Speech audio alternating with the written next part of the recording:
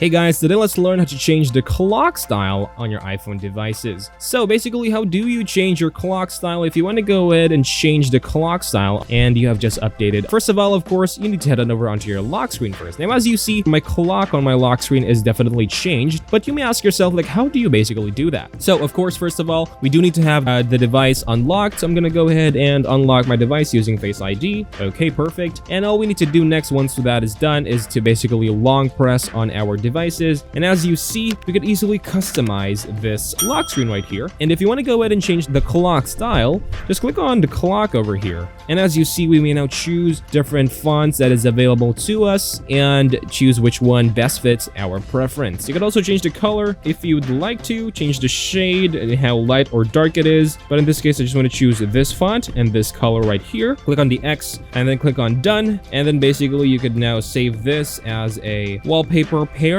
Just click on set wallpaper pair, and that is basically done, guys. You have successfully changed your clock style. Okay, thank you guys for watching this video. I'll see you in the next video.